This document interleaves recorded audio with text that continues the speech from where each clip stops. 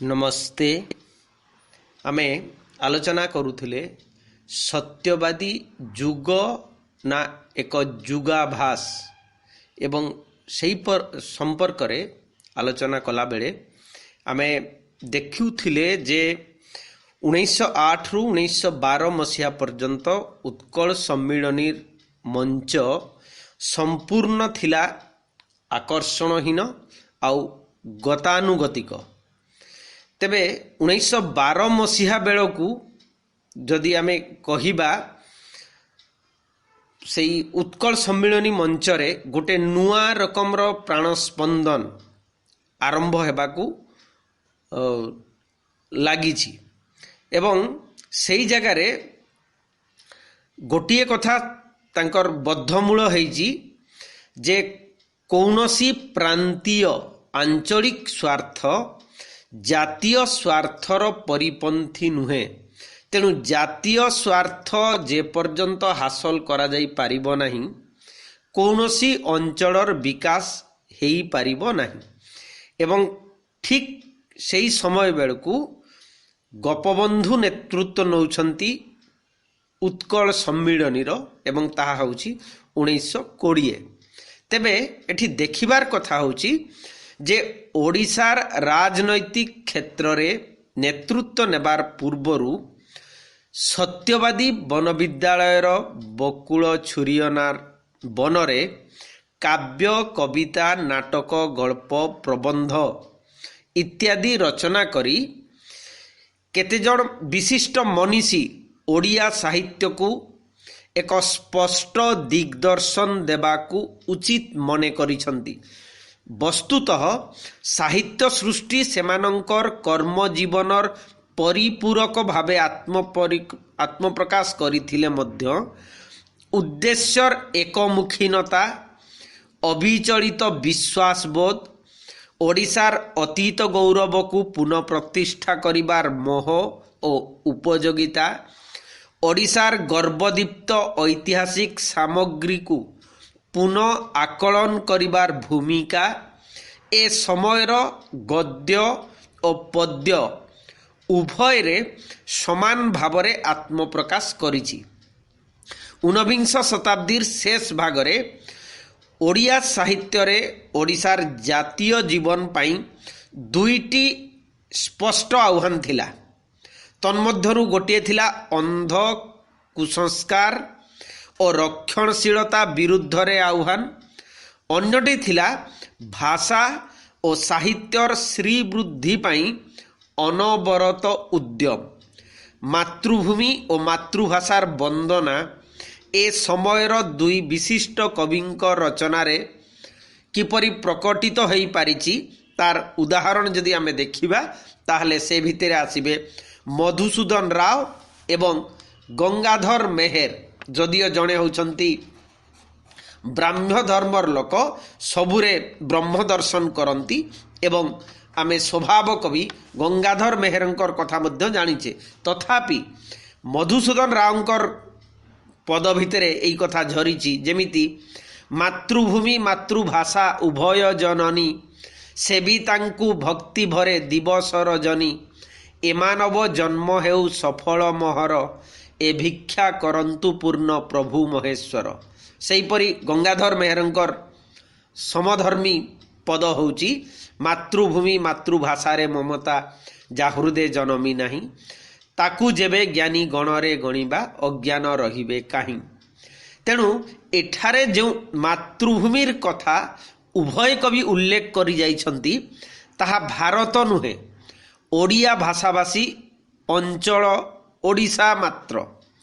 एही उद्वेग ए समय रे गौण कवि गोविंद रथंक कवितारे मध्य स्पष्ट।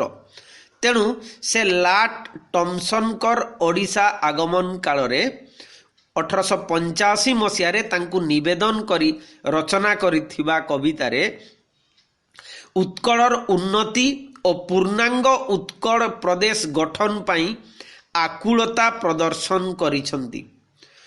स्वभाव कवि गंगाधर मेहरंकर उत्कल लक्ष्मी एवं कवि नंदकिशोर बलंकर जन्मभूमि कविता बाणा मध्य ଉତ୍କଳୀୟତାର ପରିପ୍ରକାଶ ଭାବେ ଗ୍ରହଣ କରିବାକୁ ହେବ। ନାଟ୍ୟକାର ରାମଶଙ୍କର ରାୟ ଓ ତାଙ୍କର ଅଗ୍ରଜ ଗୌରୀଶଙ୍କରଙ୍କର ବିଭିନ୍ନ ରଚନାବଳୀ ନୀଳମଣି ବିଦ୍ୟାରତ୍ନ, ଶଶିଭୂଷଣ ରାୟ, ମୃତ୍ୟୁଞ୍ଜୟ ରଥ, ଗୋପାଳ ଚନ୍ଦ୍ର ପ୍ରହରାଜ ଓ ଚନ୍ଦ୍ରମୋହନ ମହାରଣାଙ୍କର ଜୀବନ ରଚନାବଳୀରେ ମଧ୍ୟ ଆମେ ଉତ୍କଳୀୟତାର ପ୍ରଚୁର ଉପାଦାନ ଦେଖିବାକୁ ପାଇବା। এই দুইটি আভিমুখ্য সত্যবাদী সাহিত্যরে স্বতঃ সংরক্ষিত হেবা সঙ্গে সঙ্গে বিপুল গৌরববোধ ও জাতিপ্রাণ আত্মপরিচয়র আগ্নেয় আকুতি জাগরিত হয়েছি। নীলকণ্ঠঙ্কর প্রবন্ধমাଳାରେ ଯେପରି ଗତାନୁଗତିକତା ଓ ରକ୍ଷଣଶୀଳତା ବିରୁଦ୍ଧରେ ଯୁଦ୍ଧ ରହିଛି ବଜ୍ର ନିର୍ଘୋଷ, ଗୋପବନ୍ଧୁଙ୍କର ରଚନା ଗୋଦାବରୀ ଶଙ୍କର ନାଟକ ପୁରୁଷୋତ୍ତମ ଦେବ ଓ ପ୍ରତାପ ରୁଦ୍ର ଦେବ ଓ ବିଭିନ୍ନ ଗାଥା କବିତାର ସଂକଳନ ଆଲେଖିକା, କୃପାସିନ୍ଧୁଙ୍କର ଐତିହାସିକ ରଚନା କୋଣାର୍କ ଓ ବାରବାଟୀ ଦୁର୍ଗ, ନୀଳକଣ୍ଠ ଦାସଙ୍କର ରାମଚଣ୍ଡୀରେ ସନ୍ଧ୍ୟା, ମାୟାଦେବୀ ଓ ଖାରବେଳ କାବ୍ୟ, ଗୋପବନ୍ଧୁଙ୍କର ଧର୍ମପଦ ଓ ବନ୍ଦୀର ଆତ୍ମକଥା, ରାମଚନ୍ଦ୍ର ଆଚାର୍ଯ୍ୟଙ୍କର ଉପନ୍ୟାସ ବୀର ଓଡ଼ିଆ, ଯଦିଓ ତାର ପ୍ରକାଶନ ସମୟ 1925 ଓ ବୀରାଙ୍ଗନା ତାର ପ୍ରକାଶନ ସମୟ 1924। এই ପ୍ରମୁଖ ସୃଷ୍ଟି ମୁଖ୍ୟତଃ একমাত্র উদ্দেশ্য ହେଉଛି নিবীর্য ଓ ନିଶ୍ଚେଷ୍ଟ ଗୋଟିଏ ସୁପ୍ତ ଜାତିକୁ ଉଠାଇବାର ପ୍ରୟାସ। ଜାତି ଗଠନର ଯଜ୍ଞ ବେଦୀରେ ଏମାନେ ସାହିତ୍ୟକୁ ଏକ ପରମ ଆଦରଣୀୟ ଓ ଆବେଗିକ ମାଧ୍ୟମ ଭାବରେ ଗ୍ରହଣ କରିଛନ୍ତି। ତେଣୁ ସ୍ୱାଭାବିକ ଭାବରେ ସର୍ବତ୍ର ସତ୍ୟବାଦୀ ଯୁଗର ସାହିତ୍ୟରେ ଉଦ୍ଦେଶ୍ୟମୂଳକତାର ଆରୋପ ଘଟିଛି ଏବଂ ସମ୍ଭବତଃ ସେଥିପାଇଁ କଳା ଓ କୃଷ୍ଟି ଅନେକ ସମୟରେ ହେଇଛି ଆହତ ବା ଆଘାତପ୍ରାପ୍ତ, କିନ୍ତୁ ଲକ୍ଷ୍ୟ ରହିଛି ସ୍ଥିର ଓ ଅବିଚଳିତ। ଏହି ସମୟର ଗୌଣ ସୃଷ୍ଟିରେ ମଧ୍ୟ ଆମେ ଜାତୀୟତାର ଉଦ୍ବୋଧନ ବା ସେହି ସମଧର୍ମୀ ପ୍ରୟାସର ସ୍ପଷ୍ଟ ପ୍ରତିଫଳନ ଦେଖିବାକୁ ପାଇବା। ଯେମିତି ଫକୀରମୋହନ ସେନାପତିଙ୍କ ପରବର୍ତ୍ତୀ ଯୁଗର ଗାଳ୍ପିକ ଦିବ୍ୟସିଂହ ପାଣିଗ୍ରାହୀ, ଦୟାନିଧି ମିଶ୍ର କିମ୍ବା ଗୋଦାବରୀଶ ମିଶ୍ର ଓ ବାଙ୍କନିଧି ପଟ୍ଟନାୟକଙ୍କର ଗଳ୍ପର ବିପୁଳ ଭାବରେ ଓଡ଼ିଶାରେ ରୁଗ୍ଣ ଓ ଆହତ ସମାଜ ଜୀବନର ସଙ୍କଟ ଆଡ଼କୁ ଦୃଷ୍ଟି ଆଣିଛି। ଗଳ୍ପ ସାହିତ୍ୟରେ ରାଜନୈତିକ ଭୂମିକା ଅପେକ୍ଷା ଅଧିକ ଭାବରେ ସାମାଜିକ ଭୂମିକା ଓ ସଂସ୍କାର ପ୍ରୟାସ ଲକ୍ଷ୍ୟ କରାଯାଇପାରିବ। ଉତ୍କଳ ଗୌରବ ମଧୁସୂଦନ ଦାସଙ୍କର କବିତାର ସଂଖ୍ୟା ଖୁବ୍ ସ୍ୱଳ୍ପ, ତଥାପି ସେ କବିତା ଭିତରେ ପ୍ରତିଫଳିତ ହେଇଛି ମା ମା ବୋଲି ଯେତେ ମୁଁ ଖୋଜିଲି ମାକୁ ପାଇଲି ନାହିଁ, ଭାଇ ଭାଇ ବୋଲି ଯେତେ ମୁଁ ଡାକିଲି ନଦେଲେ ଉତ୍ତର କେହି, କିମ୍ବା ଭିକାରୀଚରଣ ପଟ୍ଟନାୟକଙ୍କର ଯେ ଜାତିରେ ଜନ୍ମି ଯଜାତି ମର୍କତ କପିଳେନ୍ଦ୍ର ନରବର, ସେହିପରି ଗୋବିନ୍ଦ ସୂର୍ଯ୍ୟଦେବଙ୍କର କବିତା ମା ମା ଏତେ ଦିନେ ପଡ଼ିଲା କି ମନେ, ମୁକୁରର ସମ୍ପାଦକ ବ୍ରଜସୁନ୍ଦର ଦାସଙ୍କର ଆବେଗ ଉଚ୍ଛଳ ରଚନା ମା ମା ବୋଲି ଡାକୁଛି କି ମୋତେ ଆରେ ମୋ ଦୁଃଖ ପାସରା, ଏବଂ କବି ପଦ୍ମଚରଣ ପଟ୍ଟନାୟକଙ୍କର ଅତୀତକୁ ସାକ୍ଷୀ ରଖି ଗଢ଼ିଯାଅ ବର୍ତ୍ତମାନ, ଅନଙ୍ଗ ଯଜାତି ଦେଶ ନୁହେଁ ନିଚ ନୁହେଁ ସାନ। ଏହି ପଂକ୍ତିମାନଙ୍କରେ ଆମେ ନିଃସନ୍ଦେହ ଭାବରେ ଉତ୍କଳୀୟତାର ଉପାଦାନ ପ୍ରଚୁର ଭାବରେ ପ୍ରକାଶିତ ହେଇଛି ଦେଖିବାକୁ ପାଇବା। ତେଣୁ ଊନବିଂଶ ଶତାବ୍ଦୀର ଶେଷ ଭାଗ ଓଡ଼ିଆ ସାହିତ୍ୟରେ ଅନ୍ୟ ଯେଉଁ ଆଭିମୁଖ୍ୟଟି ସ୍ପଷ୍ଟ ପ୍ରକାଶ ପାଇନଥିଲା, ସତ୍ୟବାଦୀର ସତୀର୍ଥ ସାଧକମାନେ ସେହି ମାନବବାଦୀ ଆଭିମୁଖ୍ୟ ପ୍ରତି ବିଶେଷ ଦୃଷ୍ଟି ଆରୋପ କରିଛନ୍ତି। ବସ୍ତୁତଃ ଓଡ଼ିଆ ସାହିତ୍ୟରେ ମାନବବାଦୀ ଆବେଦନର ଯେଉଁ ବଳିଷ୍ଠ ପ୍ରୟାସ ଏ ସମୟରେ ଗୋପବନ୍ଧୁ ଓ ଗୋଦାବରୀଶଙ୍କର କବିତାରେ ପ୍ରତିଷ୍ଠିତ ହୋଇଛି, ତାହା ପରବର୍ତ୍ତୀ ଯୁଗର ବହୁ କବିଙ୍କୁ ତତ୍ ସମଭାବଧାରାରେ କରିଛି ସ୍ୱତଃ ଅନୁପ୍ରାଣିତ। ଗୋଦାବରୀଶ ମିଶ୍ରଙ୍କ ରାଶି ରାଶି କବିତାରେ ଦରିଦ୍ର, ଦୁସ୍ଥ, ଅଭାବୀ ମଣିଷ ପ୍ରତି ଗଭୀର ଚିତ୍ତ ଆଲୋଡ଼ନର ଚିତ୍ର ରହିଛି।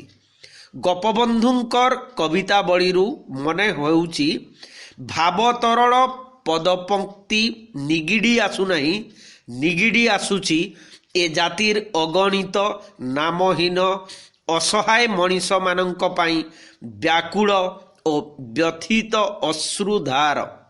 ଏମିତିକି ଗୋପବନ୍ଧୁଙ୍କର ପାର୍ଶ୍ୱଚର ହିସାବରେ, ସେବକ ହିସାବରେ ରାମଚନ୍ଦ୍ର ବାରିକ ଯାହା ଗୋପୀନାଥ ମହାନ୍ତିଙ୍କୁ ଏକଦା କହିଥିଲେ ଏବଂ ଯାହାର ଆଧାରରେ ଗୋପୀନାଥ ମହାନ୍ତି ରଚନା କରିଛନ୍ତି ପଣ୍ଡିତ ଗୋପବନ୍ଧୁଙ୍କର ଜୀବନୀ ଉତ୍କଳମଣି ବୋଲି, ଯେଉଁଠି ଏକଥା କୁହାଯାଇଛି ଯେ ସେ ଲୋକଟିଏ ହେଉଛି କାନ୍ଦୁରା ମଣିଷ, ସବୁବେଳେ ଆଖିରୁ ଲୁହ ଝରୁଥିବ ଏବଂ ତାହା ହେଉଛି ନିଜର ବ୍ୟକ୍ତିଗତ କୌଣସି ଦୁଃଖ, ସଙ୍କଟ, ବ୍ୟଥା ବା ବ୍ୟର୍ଥତା ପାଇଁ ନୁହେଁ, ତାହା ହେଉଛି ତାଙ୍କ ଚାରିପଟେ ବଞ୍ଚୁଥିବା ଦୁଃଖୀ ମଣିଷମାନଙ୍କ ପାଇଁ।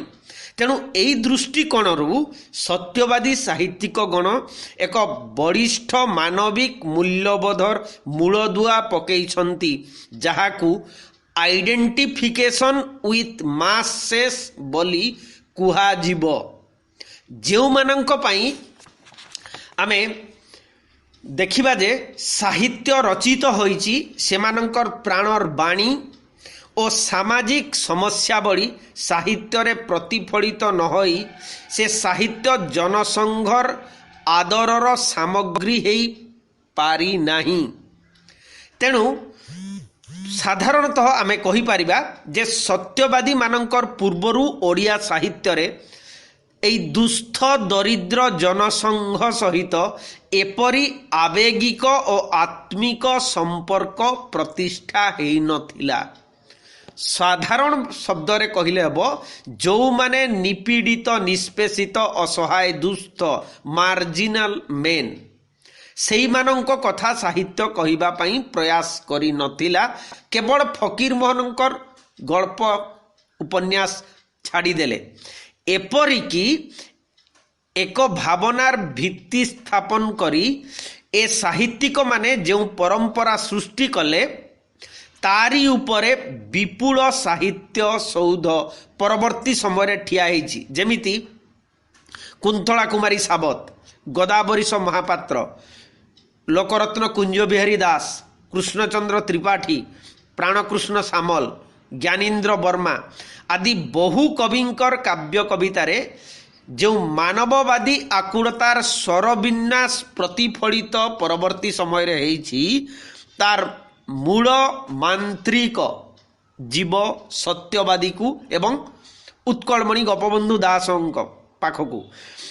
ଯେପରି ଏତେ ଅପର୍ଯ୍ୟାପ୍ତ କ୍ଷୁଦ୍ର ଭିତ୍ତି ପ୍ରବନ୍ଧରେ ଯଦି ଆମେ ତାକୁ ନିଃସନ୍ଦେହ ଭାବରେ ଉପସ୍ଥାପନ କରିବାକୁ ପ୍ରୟାସ କରିବା, ତେବେ ତାହା ସମର୍ଥ ହେବ ନାହିଁ। ଯେହେତୁ ଆମ ହାତରେ ଟାଇମ୍ ଲିମିଟ୍ ରହୁଛି 32, 30, 35 ମିନିଟ୍ ଭିତରେ ଆମେ ଗୋଟେ କଥାକୁ ଆଲୋଚନା କଲାବେଳେ, ତେବେ ସତ୍ୟବାଦୀର ବୈଶିଷ୍ଟ୍ୟ ବିଭବ ସମ୍ପର୍କରେ ଯେଉଁ ଉପାଦାନ ଗୁଡ଼ିକ ସ୍ୱତନ୍ତ୍ର ସ୍ୱତନ୍ତ୍ର ଭାବରେ ଅଛି, ସେ ଭିତରେ ଆଉ ଗୋଟେ ଜିନିଷ ମଧ୍ୟ ଦେଖିବା, ତାହା ହେଉଛି ଐଶ୍ୱରିକ ଭାବନା ବା ଈଶ୍ୱରାନୁରାଗ। ସତ୍ୟବାଦୀ ଅନେକ କବିତାରେ ଐଶ୍ୱରିକ ଅଭିବ୍ୟକ୍ତି ଓ ଆଧ୍ୟାତ୍ମିକ ଅନୁଯୋଗ ପ୍ରକାଶିତ ହୋଇଥିବା ମୂଳରେ ରହିଛି ସେମାନଙ୍କର ଅଖଣ୍ଡ ଆସ୍ତିକ୍ୟ ମନୋବୃତ୍ତି ଓ ଚିତ୍ତଶୁଦ୍ଧି। ପଣ୍ଡିତ ଗୋପବନ୍ଧୁ ଦାସ ନିଶ୍ଚିତ ଭାବରେ ଏହି ଆଭିମୁଖ୍ୟର ଅଗ୍ରଦୂତ ଭାବରେ ବିବେଚିତ ହେବେ। ଅବକାଶ ଚିନ୍ତାର ଶିବରାତ୍ରି କବିତା ଯଦି କେହି ମନେ ପକାଇ ପାରିବେ, ତାହେଲେ ନିଃସନ୍ଦେହ ଭାବରେ ତାର ପ୍ରତିଫଳନ ଆମେ ଏଠି ଦେଖିପାରିବା। କିନ୍ତୁ यार एकांत हेतुवादी और तात्विक नीलकंठଙ୍କ रचनारे एही आदर्श और विश्वास जेपरी प्रतिफलित होईची तहिरु मने हेबो जे ए कवि माने निज निजर चित्तभूमि रे ओडिया कवितार एही पारंपरिक आदर्श प्रति विमुख नथिले। नीलकंठଙ୍କର भक्ति गाथारे प्रकाशित केतोटी धाड़ी प्रति आमे मने पकई पारिबा। आर्तवाणी भक्ति गाथारे आर्तवाणी प्रसंगरे से कहउछंती जीवन मरण मम सबुजे तुम भरी विलास व्यसन पाप पुण्य अनुष्ठान निराश अंतरे जाए तब आशा धरी दुर्बल मु तब बळे महाबलियान स्मरी तब से विभूति देवार्चन करे नीति नगणी से अर्चनारे फलर भियाण। एठारे नीलकंठଙ୍କୁ उद्धृत करिबार उद्देश्य हैला तांकु अनेक आलोचक जेहेतु से होउचंती दर्शन रो लोक संशयवादी और नास्तिक बोली मध्य कहिसंती। हुएत गोपबंधुंकर अंतर जेउ मात्रारे विभु प्रेमरे बा विभु भावरे परिपूर्ण थिला नीलकंठंकर से अभिज्ञता न थाई पारे तथापि ए जुगर साहित्य रे बा सत्यवादी साहित्य रे जगन्नाथ भावनारू प्रचुर उपादान आहरण करुथिला। नीलकंठंकर पत्रमाला रे जगन्नाथे तुमर भल करंतु एही मनोवृत्तिर स्पष्टता समस्ते उपलब्धि करि पारिबे। गोपबंधु दासंकर कवितार जेउ केतोटी पद को निरीक्षण कले तहिरे शुद्धपुत्त अंतरर मार्मिक आलोडनर चित्र स्पष्ट। तेणु तांको कवितारू आमे एठी उदाहरण हिसाब रे प्रकाश करिबा नहीं जदि चाहिबा तथापि आमे देखिबा जेमिति कहूतिली जे गोपबंधुंकर शिवरात्रि कवितार जो दुई धाड़ी भितरे से कथा स्पष्ट होईची जेमिति से कहिबाकू चाहुछंती शिवरात्रि कवितारे दूर देवालये जीवा नहीं प्रयोजन निज अभ्यंतर देख फेडिण नयन हृद कपिलासे तर बहे प्रेम झर विजे करिछंती तहि स्वयंभू शंकर। किंबा तार अंतिम चरण आड़े से कहउछंती समस्त जीवन कर एक शिवरात्रि अंधारे न हुड पथ हे स्वर्ग यात्री।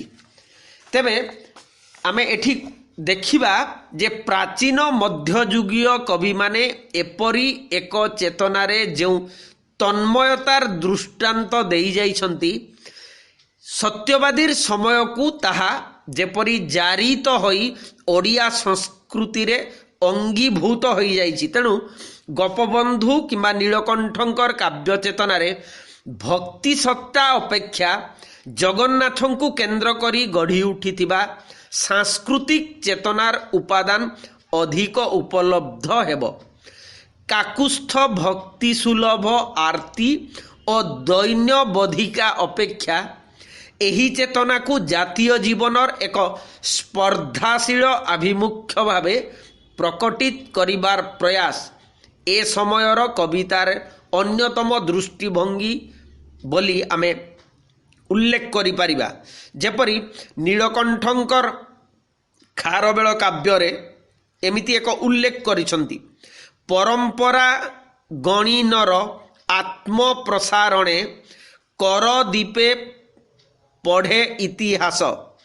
एई परंपरा वस्तुतः एक उत्कलीय सांस्कृतिक परंपरा जो चित्र रे सबु किछि आदर्श रूपायित हुए। ए परंपरार केंद्र रे जगन्नाथंक रूपटी चहटी उठे। परिधिरे मानविक उदार गुणराजी सहित जातीय जीवनर एक उग्र आस्पर्धा स्वतः मिसी जाए। परंपरा को स्वीकृति देई ता उपरे एक आदर्श कर्म भूयिष्ठ जातीय जीवन दर्शन ଖସଡ଼ା ସୂଚୀପତ୍ର ନିରୂପଣ କରିବାରେ ସତ୍ୟବାଦୀ ଯୁଗର ସୃଷ୍ଟିରେ ଯେଉଁ ବଳିଷ୍ଠ ଆଦର ଚହଟି ଉଠିଛି ତାର ତୁଳନା ଆମେ ଏଠି ଦେବାର ଆବଶ୍ୟକତା ଅନୁଭବ କରୁନାହିଁ। এই ପରମ୍ପରା ଭିତରେ ଓଡ଼ିଶାର ଅତୀତ ଓ ଇତିହାସ ଆସୁଛି। ରାଧାନାଥଙ୍କର କବିତାରେ ଇତିହାସ ପ୍ରକ୍ଷିପ୍ତ ହେଇଛି ବୋଲି ବାରମ୍ବାର ଆଲୋଚକମାନେ ଅଭିଯୋଗ କରିଛନ୍ତି। ସମ୍ଭବତଃ ସେଥିପାଇଁ ସତ୍ୟବାଦୀ ସ୍ରଷ୍ଟାମାନେ ଖୁବ୍ ସଚେତନ ଭାବରେ ଇତିହାସକୁ ସ୍ୱୀକୃତି ଦେଇଛନ୍ତି ଓ ତହିଁରୁ ଜାତି ପାଇଁ ଜୀବନ ଶକ୍ତି ସଂଗ୍ରହ କରିଛନ୍ତି। এই ଉପାଦାନଟି ଏତେ ବଳିଷ୍ଠ ଯେ ତାହାର ପ୍ରଭାବରେ ପରବର୍ତ୍ତୀ ସମୟର ସାହିତ୍ୟ ବହୁ ଭାବରେ ପ୍ରଭାବିତ ଓ ରସଦୀପ୍ତ ହୋଇଛି। ଏପରିକି ସବୁଜ ଯୁଗର କବିମାନଙ୍କର ରୋମାଣ୍ଟିକ ଦୃଷ୍ଟିବଳୟ ଓ ଉଚ୍ଛ୍ୱାସପୂର୍ଣ୍ଣ ପ୍ରଣୟ ଜିଜ୍ଞାସା ତଥା ତାରୁଣ୍ୟର ନିରାଜନା ମଧ୍ୟ ସତ୍ୟବାଦୀର ପ୍ରଭାବକୁ ପ୍ରତିହତ କରିପାରି ନାହିଁ। ସମସାମୟିକ ଭାବରେ ବା କିଞ୍ଚିତ ପରେ ରଚିତ ସବୁଜ ସୃଷ୍ଟିର ସମସ୍ତ ଆକର୍ଷଣ ସତ୍ତ୍ୱେ ସତ୍ୟବାଦୀର ଆଦର୍ଶାୟିତ ଜାତିପ୍ରାଣ ଆବେଦନର ପ୍ରଭାବ ଯେ କ୍ଷୁଣ୍ଣ ହୋଇନାହିଁ ତାହା ହିଁ ଏ ଯୁଗର ସାହିତ୍ୟ ସୃଷ୍ଟିର ସାର୍ଥକତା। ଏପରିକି ନାଟ୍ୟକାର ଅଶ୍ୱିନୀ କୁମାର ଘୋଷଙ୍କର କୋଣାର୍କ, କଳାପାହାଡ଼, ଗୋପାଳ ଚନ୍ଦ୍ର ପ୍ରହରାଜଙ୍କର ଗଦ୍ୟ ରଚନା, କାହ୍ନୁଚରଣ ମହାନ୍ତିଙ୍କର ପ୍ରାରମ୍ଭିକ ପର୍ଯ୍ୟାୟର ଉପନ୍ୟାସ ବାଲିରାଜା, ଚକ୍ରଧର ମହାପାତ୍ରଙ୍କର ଉପନ୍ୟାସ ରଡ଼ଙ୍ଗ ବକ୍ସି, ଆମେ ଏସବୁରେ ସତ୍ୟବାଦୀ ଯୁଗର ଚେତନାର ସ୍ପଷ୍ଟ ଅନୁସରଣ ଦେଖିବାକୁ ପାଇବା। କିନ୍ତୁ 1936 ମସିହାରେ ସ୍ୱତନ୍ତ୍ର ଉତ୍କଳ ପ୍ରଦେଶ ଗଠନ ପରେ এই ଓଡ଼ିଶୀ ଜାତୀୟତାର ସ୍ୱର କ୍ରମଶଃ ଯେପରି ସମ୍ପୂର୍ଣ୍ଣ ଭାବରେ ମିଳେଇ ଯାଇ 47 ମସିହାରେ ଭାରତର ସ୍ୱାଧୀନତା ପ୍ରାପ୍ତି ପର୍ଯ୍ୟନ୍ତ ଭାରତୀୟ ସ୍ୱରାଜ୍ୟ ସଂଗ୍ରାମର ବହୁବିଧ ଆହ୍ୱାନକୁ ଆତ୍ମସ୍ଥ କରିଛି। ସତ୍ୟବାଦୀର ସୃଷ୍ଟି ପ୍ରକ୍ରିୟାରେ ଉଦ୍ଦେଶ୍ୟ ଓ ଆଭିମୁଖ୍ୟର ଯେଉଁ ବଳିଷ୍ଠ ଆବେଦନ ସଂଘଟିତ ହୋଇଛି, ଅବିଚଳିତ ମନୋଭୂମିର ଯେଉଁ ପରିଚୟ ମିଳିଛି, ଜାତୀୟ ଆଶା ଓ ଆକାଂକ୍ଷାର ରୂପ ଯେପରି ପ୍ରକଟିତ ହୋଇଛି, ଦୟା, ପ୍ରେମ, କରୁଣା, ତ୍ୟାଗ, ସାଧୁତା, ବିଶ୍ୱାସ ଓ ସତ୍ୟ ପ୍ରତି ନିଷ୍ଠାର ଯେଉଁ ମାନବବାଦୀ ଭୂମିକା ପ୍ରକାଶ ପାଇଛି, ଓଡ଼ିଶା ଓ ସେହି କ୍ରମରେ ଭାରତର ରାଜନୈତିକ ସଂଗ୍ରାମର ଯେଉଁ ବିଶ୍ୱାସ ଓ ବଶମ୍ବଦ ରୂପଟି ଫୁଟି ଉଠିଛି, ସବୁ ଦିଗରୁ ବିଚାର କଲେ ଏହାକୁ ଏକ ସାହିତ୍ୟ ଯୁଗ କହିବାର ନିର୍ବିବାଦ ସିଦ୍ଧାନ୍ତରେ ପହଞ୍ଚିବାକୁ ହେବ ବୋଲି ଡକ୍ଟର ନିତ୍ୟାନନ୍ଦ ଶତପଥୀ ମତ ଦେଇଛନ୍ତି। ତେବେ ଏହି କାଳଖଣ୍ଡ ଭିତରେ ଏକଥା ମଧ୍ୟ ଆମେ ଦେଖିବା ଯେ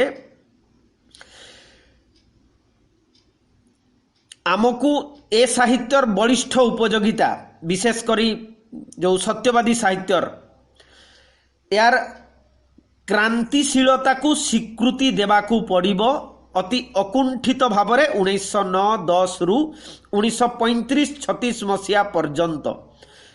ଅନେକ ଲୋକ, ଅନେକ ସମାଲୋଚକ ମଧ୍ୟ ଏହାକୁ ଜାତୀୟତାବାଦୀ ଯୁଗର ଉତ୍ତର ପର୍ବ ବା ନ୍ୟାସନାଲିଷ୍ଟିକ୍ ଏରା ଭାବରେ ମଧ୍ୟ ନାମିତ କରିଛନ୍ତି ଏବଂ ପୂର୍ବ ଯୁଗ ଯଦି କୁହାଯିବ ତାହେଲେ ତାହା ହେବ ରାଧାନାଥଙ୍କର ସମୟରୁ ବା ତାଙ୍କର କିଞ୍ଚିତ ପୂର୍ବରୁ ସେ କାଳଖଣ୍ଡ ଆରମ୍ଭ ହେବ। କିନ୍ତୁ ଆମେ ଅଧିକ ଉତ୍ତାପ, ଅଧିକ ତୀବ୍ରତା, ଅଧିକ ଗତି ଏହି ନ୍ୟାସନାଲିଜିମ୍ ପ୍ରସଙ୍ଗରେ ଦେଖିପାରିବା ସତ୍ୟବାଦୀ ଯୁଗରେ। ଏ ପ୍ରସଙ୍ଗରେ ଡକ୍ଟର ମାୟାଧର ମାନସିଂହ ତାଙ୍କର କବି ଓ କବିତା ପୁସ୍ତକରେ ଉଲ୍ଲେଖ କରିଛନ୍ତି ଯେ ଓଡ଼ିଶାର ଜାତୀୟତା, ଓଡ଼ିଶୀ ସଂସ୍କୃତି, ଓଡ଼ିଶୀ ଦର୍ଶନ ଓ ଅତୀତରେ କଳା ବିଭବ କଳାତ୍ମକ ରୀତିରେ ସତ୍ୟବାଦୀ ସାହିତ୍ୟରେ ରୂପାୟିତ। इतिहास और किंबदंती गर्भरू विषय चयन करी गोटे निश्चेष्ट कर्मविमुख नैराश्य जर्जरित अवसादग्रस्त जाति को कर्तव्य सचेतन कर्म प्रवण और सचेष्ट करिबा पई सत्यवादी काव्यादर्शर वीरत्व कहानी व्यंजित होईछि। गोटे ऐतिह्य समुन्नत मुमूर्षु जाति प्राणरे सेमाने शुणाइछन्ति गौरवोज्ज्वल इतिहास ऐतिह्य और त्यागपूत जीवनर अमरवाणी। विदेशी साहित्य एमानंकर मूल उत्स नुहे, तेणु राधानाथ सत्यवादी कविकुलंक द्वारा उपेक्षित थिले। एपरिकी राधानाथ जौन कला सत्यवादी काव्यादर्शरू संपूर्ण वर्जित।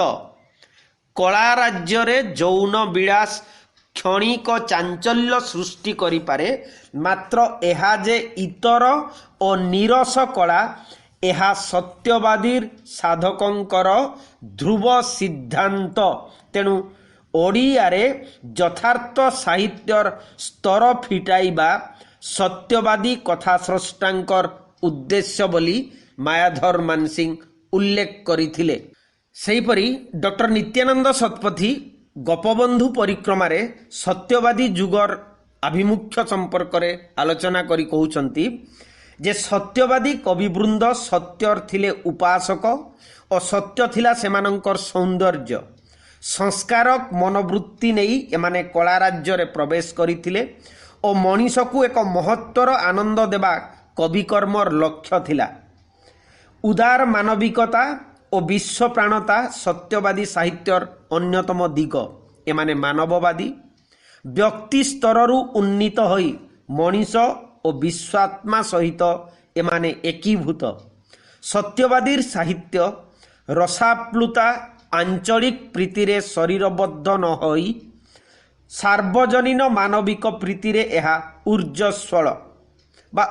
ऊर्जस्वला जीवनरू सकल क्षुद्रता और संकीर्णता दूर करी मानवर चिंता चेतना आशा आदर्श महत्व गौरवबोध को सत्यवादी साहित्य चित्रण करिबा सहित मानव सेवारे जीवन उत्सर्ग करिबाकू दृढ़ प्रतिज्ञ थिले। विश्व हृदय और विश्व मानवर महामिलन पीठ होउची सत्यवादी साहित्य।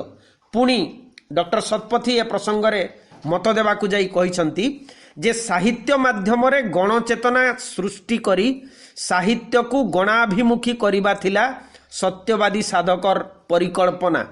जेउ भाषा को श्रमिक ठारू पंडित पर्यंत और सहर ठारू गाँ दांडर मनीष पर्यंत हृदयंगम करि पारिबे बोली सेई भाषा थिला सत्यवादी काव्य भाषा। सत्यवादी काव्य भाषा तेणु थिला सरल स्वच्छ सर्वजनबद्ध और लोकमुखी। सत्यवादी साहित्य आदर्शमुखी कला नामरे अनैतिकता सत्यवादी कलार धर्म नुहे।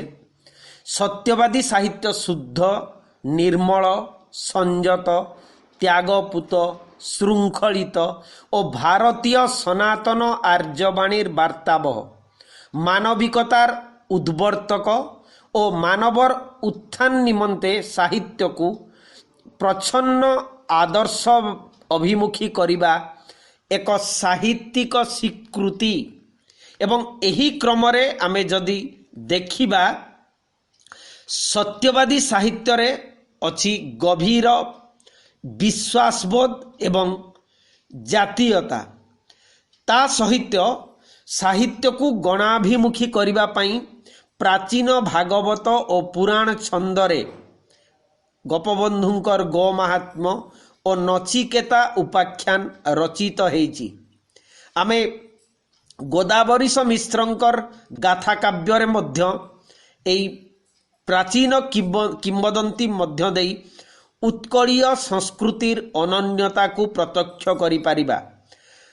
प्राचीन इतिहास और जनश्रुति कहानी संग्रह करी सेगुड़िकु से काव्य गौरव प्रदान करिछंती गोदावरीश मिश्र। गोपबंधु और गोदावरीश को क्षुद्र कविता मान खूब ଗୀତିମୟ, ପ୍ରାଞ୍ଜଳ ଓ ଭାବ ଉଦ୍ଦୀପକ। ତେବେ ସତ୍ୟବାଦୀର କାବ୍ୟର ଅନ୍ତଃସ୍ୱର ଅଧିକତଃ କରୁଣ। ଜାତି ଉଦ୍ଦେଶ୍ୟରେ ଧର୍ମପଦ, ଦୁଃଖୀ ଧନ ଓ ଗଡ଼ ରକ୍ଷାକାରୀ ନାୟିକାଙ୍କର ପ୍ରାଣବଳି, ପ୍ରୀତି ସାଧନ ପାଇଁ ଦାସନାୟକ, ମାୟାଦେବୀ, ଅନାଥ ବାଳିକା ଓ ମରାଳୀର ତ୍ୟାଗପୂତ ଜୀବନଦାନ ଏବଂ କାଳିଜାଇର ଅନ୍ତିମ ପରିଣତିରେ ସତ୍ୟବାଦୀର କବିତା ଅଧିକତର ହେଇଛି ଟ୍ରାଜିକ୍ ଧର୍ମୀ। ଏତଦ୍ ଭିନ୍ନ ସତ୍ୟବାଦୀ କାବ୍ୟର ଉପବନରେ ନୂତନତାର ଦିଗ୍ଦର୍ଶନ ମଧ୍ୟ ଅଛି। ତା ସହିତ ଅଛି ଏକ ସର୍ବୋଦୟ ବ୍ୟାପ୍ତି। ସନ୍ନ୍ୟାସୀର ବୈରାଗ୍ୟ ସାଧନା ସହିତ ଅଛି ଅହିଂସା ଧର୍ମୀ ବୀର ପୁରୁଷର ରଣହୁଙ୍କାର। କର୍ମଯୋଗର ପ୍ରବୁଦ୍ଧ ସ୍ପନ୍ଦନ ଓ ଜାଗରଣ ଅଛି। ଆଶା ଓ ନିରାଶାର ଆଲୋକ ଅଛି ଏବଂ ଅଛି ଏକ ସୂତ୍ରରେ ଗୁନ୍ଥା ହୋଇଥିବା ଜୀବନବୋଧ ଓ ମାନବିକତା। ଏଥିରେ ଜୀବନ ସହିତ ନିବିଡ଼ ଭାବରେ ସଂଯୁକ୍ତ ହୋଇଛି ଭୂମି ସହିତ ଭୂମାର ଯେପରି ହେଇଛି ମିଳନ। ତେଣୁ ମାନବିକତା ସହିତ ଅନ୍ତଃସ୍ଫୂର୍ତ୍ତ ଭଗବତ ଚେତନାର ମଣିକାଞ୍ଚନ ସଂସର୍ଗ ଅଛି ବୋଲି ଆଲୋଚକ ଚିନ୍ତାମଣି ଦାସ କବି ଗୋପବନ୍ଧୁ ପ୍ରସଙ୍ଗରେ ଉଲ୍ଲେଖ କରିଛନ୍ତି। ତେବେ ଅନ୍ତିମ ଚରଣରେ ଆମେ ଏକଥା କହିପାରିବା, ସତ୍ୟବାଦୀ ସାହିତ୍ୟ ଏକାନ୍ତ ଭାବରେ ଜୀବନମୁଖୀ।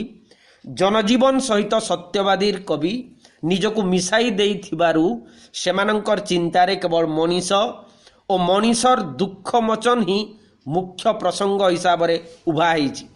ଜାତି, ଧର୍ମ, ବର୍ଣ୍ଣ ନିର୍ବିଶେଷରେ ସମାଜର ନିମ୍ନ ଶ୍ରେଣୀ ଠାରୁ ଉଚ୍ଚ ଶ୍ରେଣୀ ପର୍ଯ୍ୟନ୍ତ ସବୁ ସ୍ତରର ମଣିଷ ସତ୍ୟବାଦୀ ସାହିତ୍ୟର ଅଙ୍ଗୀଭୂତ।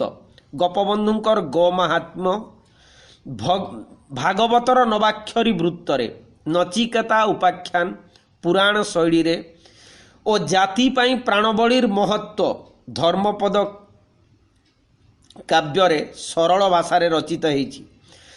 ଜୀବନ ବିନିମୟରେ ଜାତି ଓ ଦେଶ ଗଠନର ପ୍ରୟାସ ସତ୍ୟବାଦୀ ସାହିତ୍ୟରେ ଚିରନ୍ତନ।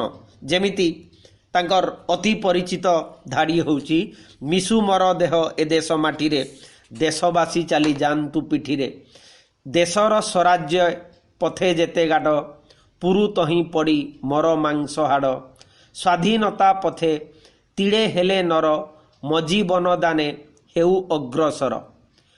ସେହିପରି ଆମେ ଏକଥା ମଧ୍ୟ ନୀଳକଣ୍ଠଙ୍କର କବିତାରେ ଦେଖିପାରିବା ଯେ, ଜୀ ଥାଉଁ ଥାଉଁ ଛାଡ଼ିବ ନାହିଁ ତୁମ୍ଭେ ଯବନ, ଶ୍ୟାମ ଉତ୍କଳେ କରିବ ନାହିଁ ବ୍ୟସନ ବନ, ପୟସ୍ୱିନୀ ଗାଭୀ କାନ୍ଦିବେ ନାହିଁ ହିନ୍ଦୁ ଭବନେ, କୂଳବାଳା କେବେ ତେଜିବେ ନାହିଁ ସତୀତ୍ୱ ଧନେ, ନୀଳାଚଳୁ ଭକ୍ତ ଚିରାଳ ଯିବ ନାହିଁ ସାଗରେ, ଭକ୍ତ ଯଜ୍ଞବେଦୀ ଉତ୍କଳ ନହାରିବ ସମରେ, ଗଜପତି ଶିର ଲଇଁବ ନାହିଁ ଭାରତ ଖଣ୍ଡେ, ସାମନ୍ତ ରାଜନେ ଭୋଗିବେ ନାହିଁ ଯବନ ଦଣ୍ଡେ।